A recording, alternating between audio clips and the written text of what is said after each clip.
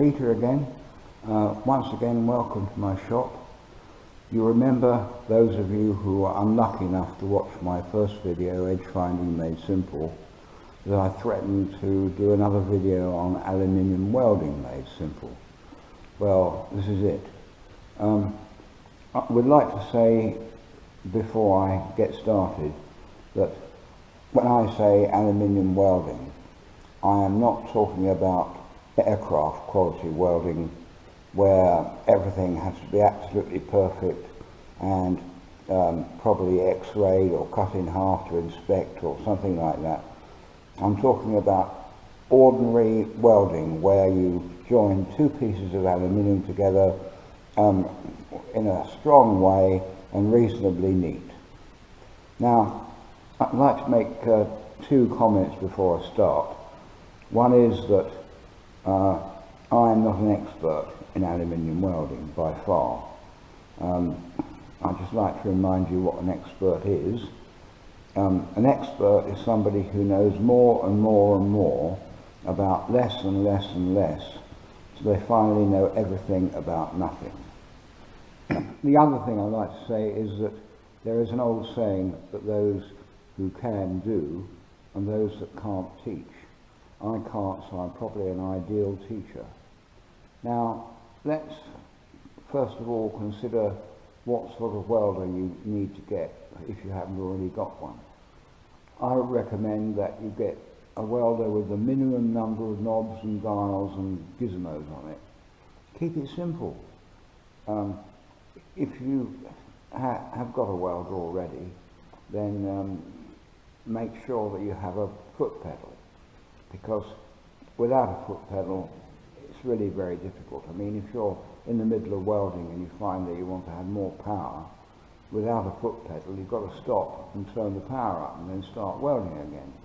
Whereas with a foot pedal, all you've got to do is stab harder on the pedal or back off the pedal. I've got a Murex welder. I didn't choose it because it was a Murex welder.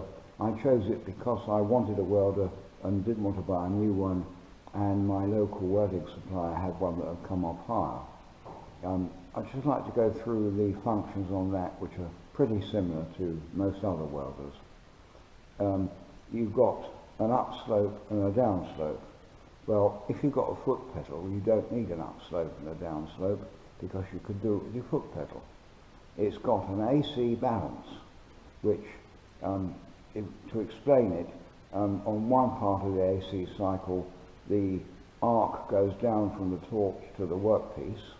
And on the other half of the cycle, it comes up from the workpiece and goes into the torch. The balance between the two is either gives you more penetration and less cleaning effect, or less cleaning effect and more penetration. I set mine to neutral because it works quite well for me. The other thing you've got, which is most important, is post-flow.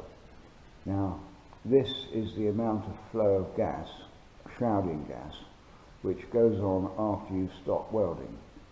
I used to make a terrible mistake. I'd stop welding, take my foot off the pedal and take the torch away. And the net result was that next time when I went to start the weld again, maybe I'd stop to get a new welding rod or something like that, and I found that the whole thing had turned to crap, and I'd have to grind, wire brush, everything else before I could get it to weld again. Now, the reason for that was that when I stopped welding, I took the shrouding gas away, and obviously there was still a molten pool of aluminium, and that promptly oxidized. And then I was left with the task of having to get rid of it before I could start welding again. So I normally have my post-flow set to about 5 seconds, but I mean, you can vary it according to what you think you need and what you're welding at the time. I like to have my welder set so that I've got no upslope, downslope, no zero AC balance, neutral AC balance, and the post-flow set to about 5 seconds. All I've got to do then is to switch the welder on, make sure it's set to AC, and start welding. It's as simple as that. Right, we've done setting the welder up, or in my case, turning the switch on and jumping on the pedal. Keep it simple. Now I think we should talk about weld preparation. I don't actually do very much. I think the best way would be to illustrate with an example that I've actually welded. The trouble is that I've got this, I bought this cheap welding helmet, and I took the self-darkening lens out and mounted it into a holder to go in front of the camera. To be honest, the picture quality is so bad that I wouldn't dream of showing it to you. But I can show you something that I did do with it. So I'm just going to reposition the camera and then we can have a look at it. Right, I've now repositioned the camera. The usual high-tech thing, 2 wooden blocks and an old paint can and a piece of scrap lying on the back of the camera to stop it from toppling over. I'm not sure whether you can see it. Move that a bit further out. I have got a tripod, by the way, but I never seem to be able to get it exactly where I want it. Anyway, this is state-of-the-art technology. In fact, it's state-of-the-art technology, I think. Right, now, that was the bit that I did that I was hoping you could see me welding, but you can't.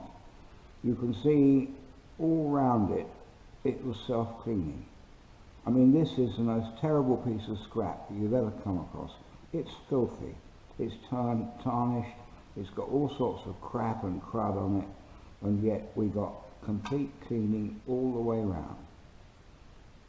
So that is weld preparation for you. Right, I have now repositioned the camera again so that you can see my ugly face.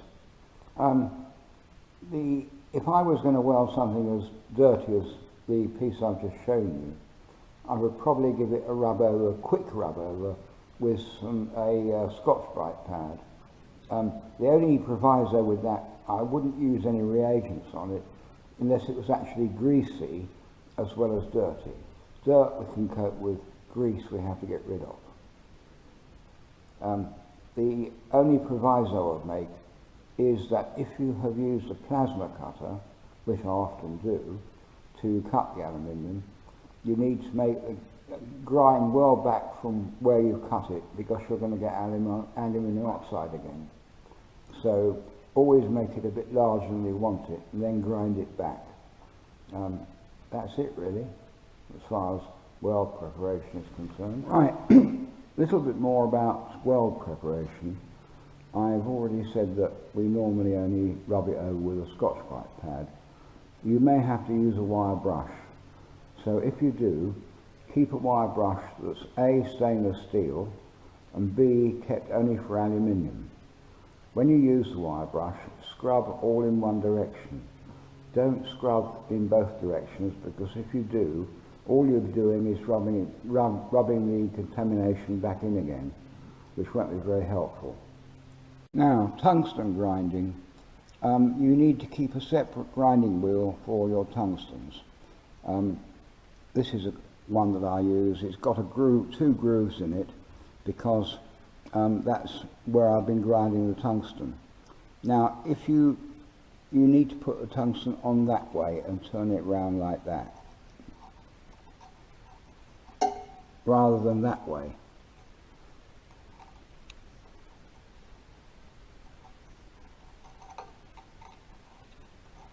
I'm trying to turn the tungsten and hold the camera at the same time. Now, I only use 2 types of tungsten. The one with the white tip, which is zirconated, and the ones with the red tip, which are thoriated. And the thoriated ones I use on steel, and stainless steel. Now, when you ground the tungsten, as I was showing you just now, it will look like that. What you do is turn the grinding wheel off and then touch the tungsten just on the end of the grinding wheel as it's slowing down to knock the tip off.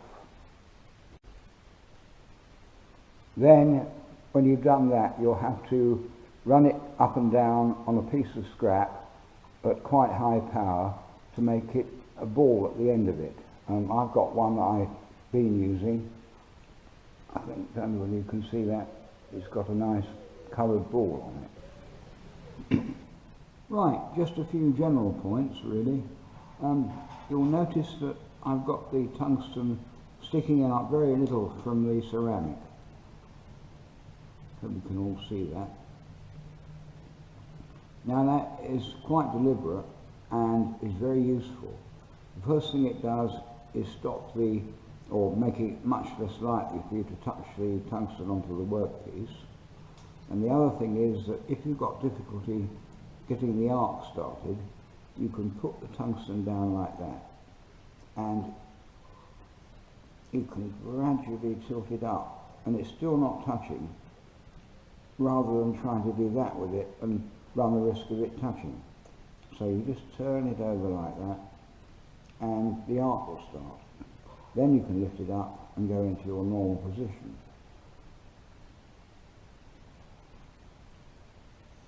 The other thing that it does means that you can warp the cup by doing that, and I can't do it from here. But if you're going around something that is a round object, and it's altogether much more useful. I mean, the machine I've got, it's very difficult to get the arc started. In later models they actually improved it, but it's quite easy if you have it like that and you just gradually tilt it up until the arc starts. Right, just a word on filler rods. I've only got two sizes, thick and thin. I think the thick ones are 2.4 and the thin ones are just a bit over half that. According to the packet, they've got 5% silicon in them. They just weld perfectly all right for me. I don't keep a whole store of different filler rods like some people do. I've got thick and thin, and that's it. Now, one thing you should do, I always cut them in half, by the way, because I can't stand things flopping about at great length when I'm trying to weld. The other thing is that you should put a hook over the end, or on the end. That will stop you from poking somebody's eye out, and it will stop you from poking your own eye out, and also it will tell you which is the hot end and which isn't, which is very useful. Right, that's it on filler rods. Oh, there's somebody coming into the shop. Let's have a look and see who it is. Oh, it's Vicky. Come in, Vicky. How are you? I'm all right, thank you. How are you? All right, thank you. Right, now I'll reposition the camera there, where you could. I can't see it anymore, but I can see you. Okay, right? yeah. And then, could you please tell me what you've got behind your back? Okay. Go on then. Oh, okay. Oh, I've got your birthday present, Peter. Oh wow. I thought it would help you get your Oh, message keep it over simple. Yeah, great. for everybody when they're watching your videos. That is absolutely fantastic. Thank you very much indeed. Ah. Well, that concludes this video on aluminium welding made simple. I hope you've all found it interesting and useful. Will help you with your welding. And thank you very much for watching.